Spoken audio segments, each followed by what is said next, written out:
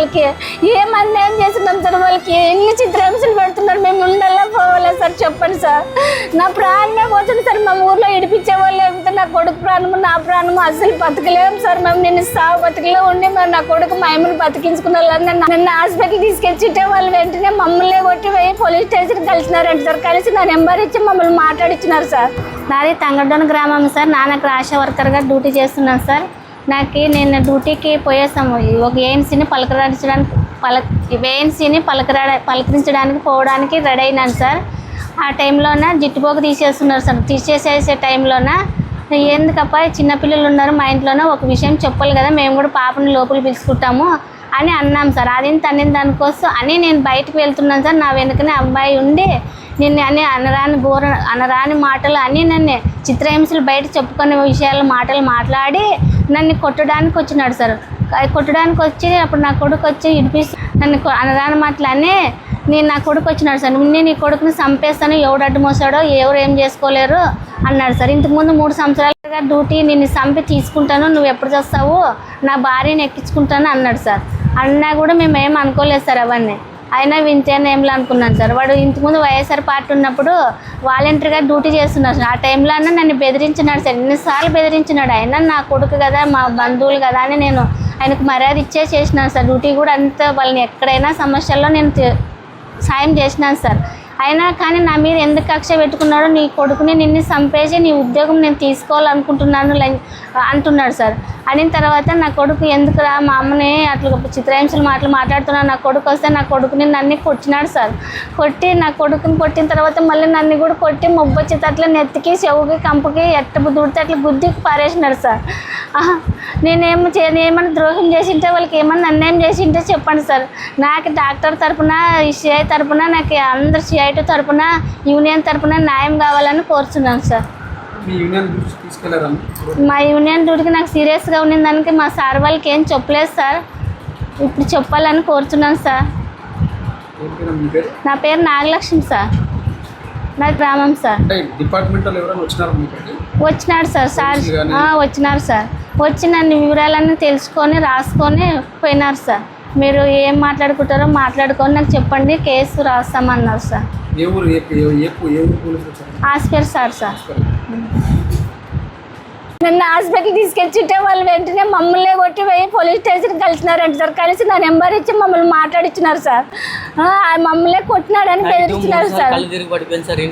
అసలు నా స్పృహ లేకున్నట్టుంటే నా కొడుకు 9:10 ఆ టైంలో నేను బైక్ మీద ఎక్కించుకొని వచ్చినాను సార్. ఎక్కించుకొచ్చి నేను ఇక్కడ ఎమర్జెన్సీ వార్డులో నేను ట్రీట్మెంట్ ఇప్పించుకుంటుంటే వాళ్ళు మేము కేసు పెట్టకపోయినా మేమని వాళ్ళ హాస్పిటల్కి పోయి మా అమ్మ నంబర్కి ఫోన్ చేపించినారు సార్. అమ్మ ఇట్లా ట్రీట్మెంట్లో ఉంది, ఇట్లా మాకు దెబ్బలు తగిలినాయి అంటే సార్ వాళ్ళు సరే అమ్మ మీరు చూపించుకోండి పొద్దున వస్తారు మేము అని చెప్పి సార్ వాళ్ళు కూడా సరే ట్రీట్మెంట్ తీసుకోమని చెప్పినారు sir. Night hospital sir. Hospital నుండి ఇప్పుడు ఏమన్నా మీ దగ్గరికి పొద్దున వచ్చినారు సార్. వచ్చి మా వివరాలన్నీ తీసుకున్నారు సార్. మీరు ఇచ్చిన స్టేట్మెంట్ తీసుకున్నారు సార్. సార్ ఇట్లా ఏంటంటే సార్ వాళ్ళ భార్య ఉంది సార్, ఉషా అనే ఆమె వాళ్ళ భార్య ఉంది సార్. గత 3 సంవత్సరాల క్రితం మేము ఎవరు లేము సార్. అమ్మ ఒక్కటే ఉండేది తంగడోన విలేజ్లో. అమ్మ ఒక్కటే ఆశా వర్కర్ విధులు నిర్వహిస్తూ అక్కడ ఒక్కటే ఉండేది. నేను చదువుతున్నా, ఆ నాన్న అక్కడే వర్క్ చేస్తున్నాడు. అప్పటి నుంచి కూడా పెద్దమ్మ నువ్వు ఎప్పుడు చేస్తావు, నేనన్నా చంపుతాను, నా పెండ్లాంని ఎక్కించుకున్నా, నీ డ్యూటీకి నాకు పెండ్లాంని ఎక్కించుకున్నా. అప్పుడు వాలంటీర్ ఉండే సార్. అతను వాలంటీర్ ఉండే. ఆ రకంగా 2-3 సార్లు అమ్మని ఇబ్బంది పెట్టినాడు. మేము ఏం అనలేదు సార్. ఎందుకంటే మన వర్క్ ఉంటుంది, మనది ఏమైనా తప్పుకుంటే మనము భయపడాలని ఊరికే ఉన్నాం సార్. ఆ కక్షతో పెట్టుకున్నాడు ఏమో సార్. నిన్న ఇంటి ముందర ఇట్లా తీసేస్తుంటే ఒక మాట చెప్పాలి కదా అని మేము తింటున్నాం సార్ లోపల. మీకు చెప్పేది లేదు ఏం లేదని ఇంటికి వచ్చినారు 4.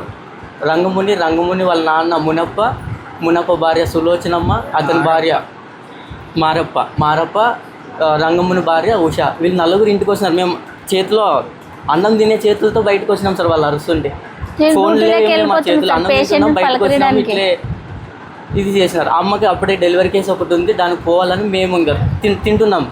సండే రోజు ఫోన్ మాట్లాడుకుంటే లంజ్ విత్తుడు అని ఫోన్ మాట్లాడుకుంటే ఫుల్గా ఉన్నారు సార్. ఇంటి దగ్గర కూడా 40 మంది దాకా వచ్చి ఇడిపించినారు సార్. ఆయన కూడా ఇడిపించినారు. ఇంక మేము లోపలికి వెళ్ళిన భార్య గర్భవతి సార్, 4 నెలలు గర్భవతి. తనకి ఏమైనా తగులుతుందని చెప్పి నేను కాంపౌండ్లోకి మా అమ్మని నా భార్యని లోపలికి వేసుకొని నాకు ఇక్కడ తగిలింది సార్. ఇక్కడ వాపు ఉంది, మా అమ్మకి ఇక్కడ తగిలింది సార్. సిటీ స్కాన్ కూడా తీపించుకున్నాం సార్. నాది కూడా ఎక్స్రే తీపిమన్నారు, తీపించుకుంటాను సార్ నేను కూడా. ఇంకా నైట్ నాకు తగిలినా కూడా లోపలికి వేసుకొని సరే ఇప్పుడు మనం ఆయన అంత పౌరుషంలో ఉన్నాడు తనకి అంతమంది 10 మంది పట్టుకుంటే కూడా పట్టుకున్న వాళ్ళు కూడా 2 దెబ్బలు తగిలినాయంట సార్. మాకు తెలియదు, ఈరోజు పొద్దున్న తెలిసింది సార్. లోపలికి వెళ్ళి ఇంకా సర్లే అని మేమే లోపలికి ఉంటే అమ్మ 2-3 సార్లు ఇంకా ఆ దానికి ఇంకా 250 దగ్గర బీపీ రైజ్ అయిపోయి పడిపోయింది సార్. నీళ్లు కొట్టుకొని ఆర్ఎంపీ దగ్గర పోదాము ఎట్లా అని ఆలోచిస్తుంటే మరి వద్దులే అని నా భార్యని ఆ టైంలో ఇంట్లో ఒకదాన్ని వాకిలేసి గేట్లకి అంతా బీగాలు వేసుకొని 10:30 ఆ టైంలో నేను హాస్పిటల్కి వచ్చినాను సార్. హాస్పిటల్కి వచ్చి నేను ఇక్కడ ఎమర్జెన్సీ వార్డులోని ఇట్లా బాగాలేదు ఇట్లా అయిందని చెప్తే సార్ వాళ్ళకి చెప్తే సార్ వాళ్ళు వెంటనే ట్రీట్మెంట్ చేసి బీపీ చెక్ చేసి బీపీ కంట్రోల్ అయ్యేటట్టు ఇది చేశారు సార్. ఈసీజీ అన్నీ తీసి నైట్ అబ్జర్వేషన్లు పెట్టుకొని దాని తర్వాత 12 తర్వాత అట్లా మనకు అడ్మిషన్ కూడా చేసుకున్నారు సార్.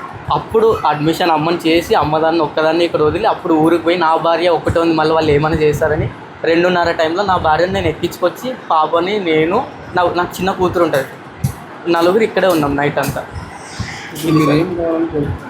ఏం లేదు సార్, మమ్మల్ని ఎందుకు అంత కక్ష కట్టుకోవాలి, మేము వాళ్ళని ఎప్పుడు ఒక దుర్భాషలు ఆడింది లేదు, ఒక మాట అన్నింది లేదు సార్. మనం నా కొడుకును మాత్రం సంపేయాలని చూస్తాడు సార్. నా కొడుకు ఏమైనా వాడే బాధ్యత, వాడే ఫ్యామిలీ బాధ్యత.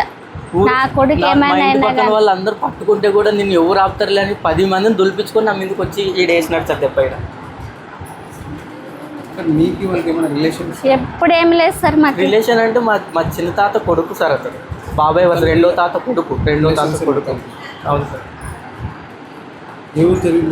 తంగర్డోనా సార్, తంగర్డోనా. ఆదివారము 9:30 ఆ టైంలో జరిగింది సార్, రాత్రి 9:30.